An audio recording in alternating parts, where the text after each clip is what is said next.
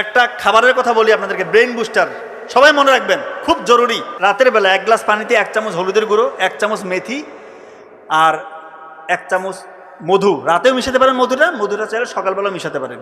এই যে ভিজিয়ে রেখে সকালবেলা পান করলেন, মধুর মধ্যে রয়েছে গ্লুকোজ এবং ফ্রুক্টোজ, ইনস্ট্যান্ট আপনাকে ব্রেইনের মধ্যে এনার্জি দিবে।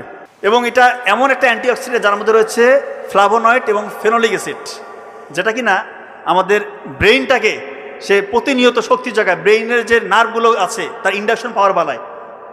কথা কি বুঝতে পারতেছেন? ব্রেইনের কর্মক্ষমতা বাড়বে।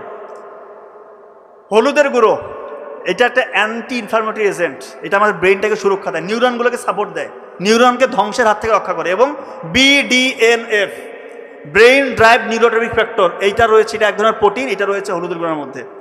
এইটা যখন বেশি বেশি তৈরি হবে আপনার শরীরের মধ্যে, তখন নতুন নতুন নিউরন তৈরি হবে, আপনার ব্রেইনের কর্মক্ষমতা অটোমেটিক বাড়বে ইনশাআল্লাহ। এবং মেথি, এটা দীর্ঘ সময় ধরে ধীরে ধীরে যতটুকু আপনার প্রয়োজন ততটুকু করে গ্লুকোজ আপনার ব্রেইনে সাপ্লাই দিবে। তার মানে এইটা যদি একসাথে আপনি খান, আপনার ব্রেইনের ক্ষমতা অন্যদের থেকে বহুগুণে ইনশাল্লাহ বেড়ে যাবে। প্রতিদিন সকালে এটা খাওয়ার চেষ্টা করবেন, রাতে ভিজিয়ে রেখে সকালে খাবেন। না, এখন বিজ্ঞানীরা বলতেছে কেউ যদি কৃতজ্ঞতা প্রকাশ করে তার ব্রেইন থেকে ডোপামিন এবং সেরাটোনিন হরমোন রিলিজ হতে থাকে, তার অক্সিডেটিভ স্ট্রেস, ডিপ্রেশন, অ্যাংজাইটি, হতাশা সবগুলো কমতে থাকে ইনশাআল্লাহ।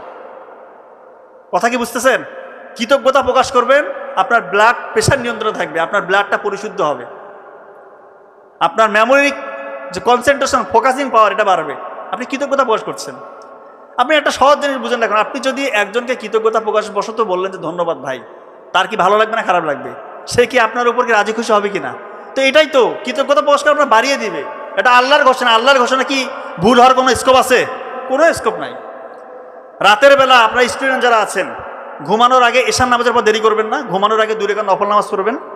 এবং রাতের যে আমলগুলো আছে, সূরা মুলক, আয়াতুল কুরসি, সূরা বাকারার শেষ 2 আয়াত, 3 কুল, 33 বার সুবহানাল্লাহ, আলহামদুলিল্লাহ, 34 বার আল্লাহু আকবার, এগুলো পড়ে বিছানায় যাবেন। আল্লাহ তাআলা আপনাদের দেখবেন সুন্দর একটা ঘুম দিবে। ব্রেইনের মধ্যে যত খারাপ জিনিসগুলো আপনি শিখেছেন, জেনেছেন, এগুলো ইনশাআল্লাহ ওয়াশ আউট হয়ে যাবে। আর ভালো ভালো জিনিসগুলো, ভালো ভালো তথ্যগুলো যেগুলো আপনি শিখেছেন, ওগুলো দীর্ঘস্থায়ী মেমোরি সেন্টারে রিজার্ভ হবে। কৃতজ্ঞতা প্রকাশ করে ঘুমাবেন। ভোরে উঠবেন, উঠেই আগে আলহামদুলিল্লাহ, উজুটা করে আগে আবার নফল নামাজ। ভোরে উঠলে কি হবে? আমার ভাই ডক্টর নাবিল যথেষ্ট ভালো বলেছে, এগুলো নিয়ে অনেক আলোচনা করেছে, যে ভোরবেলা যদি উঠেন আপনার ব্রেইনের মধ্যে আলফা ওয়েভ তৈরি হয়। এগুলো তো আপনারা সবাই জানেন, এখন মুখস্থ হয়ে যাওয়ার কথা। আলফা ওয়েভ তৈরি হলে কি হবে? ওই সময় আপনি যা কিছু পড়বেন 2 ঘন্টার পরে অন্য সময় 10 ঘন্টার পড়ার থেকেও প্রোডাক্টিভ। এগুলো আলহামদুলিল্লাহ আমি আমার বড় ভাই ডক্টর নাবিলের বদলতে শুনেছি, শিখেছি। আশা করি আপনারা অনেক শুনেছেন। আজকে উনি আরও চমৎকার আলোচনা করবেন ইনশাল্লাহ। তার মানে ভোরে উঠতে হবে, কৃতজ্ঞতা প্রকাশ করবেন, আল্লাহ তাআলা বাড়িয়ে দিন।